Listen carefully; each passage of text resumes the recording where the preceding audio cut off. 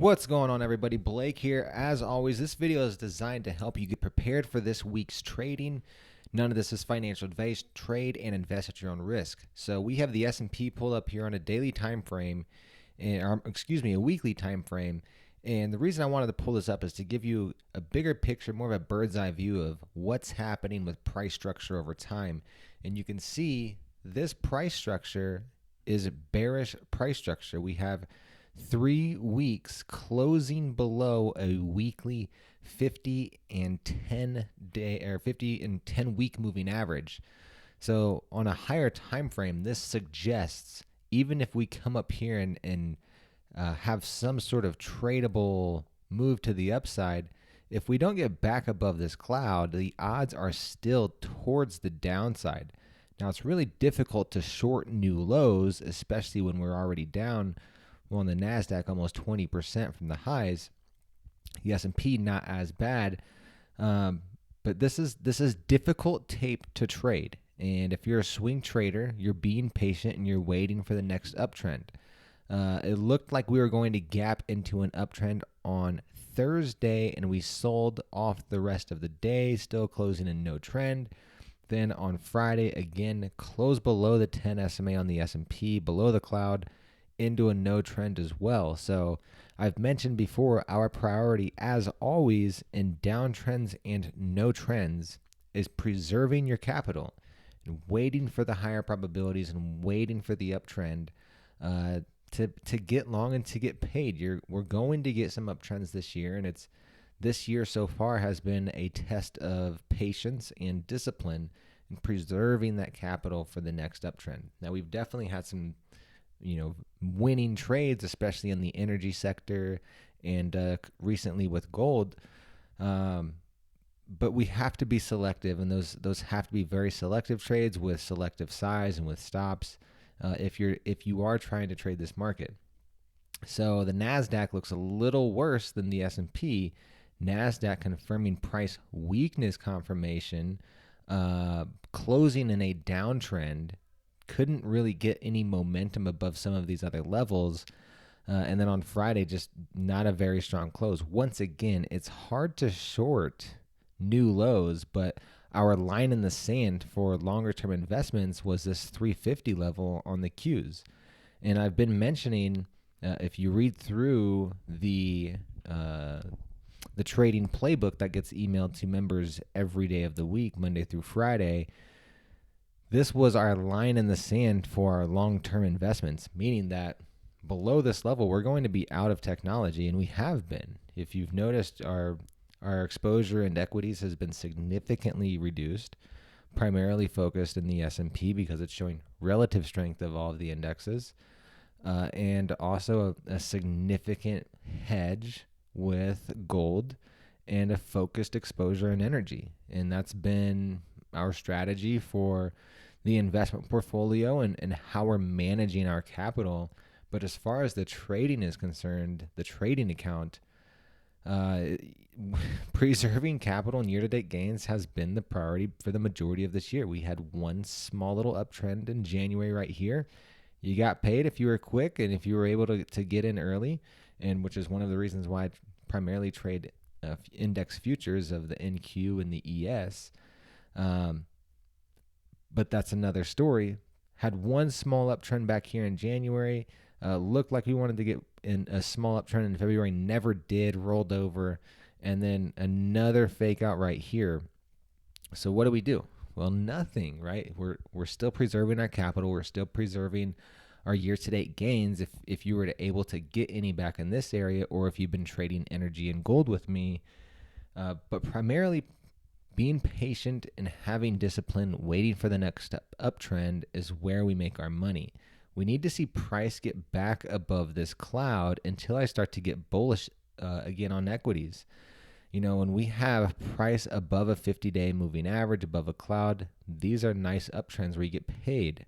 Above the 50, above the cloud, bull flag gets paid. Okay, same thing. You can go over and over and over with our methodology and as to why we use this methodology and why it's been profitable for us. And back here in in COVID 2020, below the 50-day, Didn't really get easy. And yeah, this was choppy as well, but didn't really get easy until we bull flagged above the cloud, had one final shakeout before making a prolonged move higher. You can go back to 2018 as well. Very similar. 2018 for those of you that were, trading this, price closed below the cloud and things got very volatile. Lots of moves up, these reverse rallies, towards the 50 MA, reversing back to the 10, reversing. This didn't get easy. Even on the way back up, this was volatile. It wasn't until you bull flagged above the cloud that things got easier. We had a prolonged uptrend. All right, so patience is the name of the game. If you're being patient and preserving your capital, the odds are going to be in your favor in the long term if you're utilizing this methodology of trend and price structure and putting odds in your favor. Right now, downtrend on the Nasdaq, no trend on the S&P. For the average trader, the retail trader, which is all of us, I don't care how much money any of us have, we're still retail traders, we're individuals. This is still very difficult tape to trade. All right, so be patient. Obviously, we have to talk about crypto. Bitcoin, very similar. It's trading like these equities. It's, come down significantly from the highs, almost 70K. This recent low was 33K, so that's a big drawdown. Can we make a run higher? Absolutely. First, we need to get back above this 44.5 area. You can see 1, 2, 3, 4, 5 times. We've tested this level. Obviously, a level of interest. So far, it's been significant resistance. If we take out these lows, things could get very ugly. Keep a close eye on crypto. This is guilty until proven innocent. We need to see prices back above the cloud and then back above this 45 area for Bitcoin. Ethereum, similar story, slightly weaker than Bitcoin. This is a wedge pattern. Not one of my favorite patterns to trade. Those of you know. Need to see price above 33. Above 33, I can start to get aggressively long Ethereum once again because odds will be in our favor for a move higher. Until then, it's guilty until proven innocent. Lastly, you guys know we need to cover gold. Gold has been paying us very well. We got long back when we saw price back above the cloud. Bull flagged, made a move, broke the downtrend line. Bull flag, entry again, got paid. I said above this 82.60, we could see a slingshot to 86. Looks like we probably want to get there. So I do like gold a lot. Probably going to be on the playbook again for this week for another ad. This will be our third entry. So this will be a trade that we've added to if you've been involved in gold. So entry back at 170, 170, 420, and likely we're going to have an entry above Friday's high. So keep a close eye on gold. Still like it. Longer term as well. Monthly, huge, massive cup and handle. We've talked about this. Breaking the monthly high. Love to see that. Weekly as well. Looks phenomenal. Price trend confirmation. Uptrend. Daily. Yeah, you guys know I like gold. Been pretty bullish on this for quite some time, and it has paid us not only in the investment portfolio, but also in the trading account. All right, so to wrap up, long story short, preserve your capital. Don't be a hero. Don't pick a bottom. If we do get an uptrend, it's likely a contained uptrend until we can get back above at least here, right? So that would be price strength confirmation above there. But until we can get really bullish, we need to see prices above the cloud.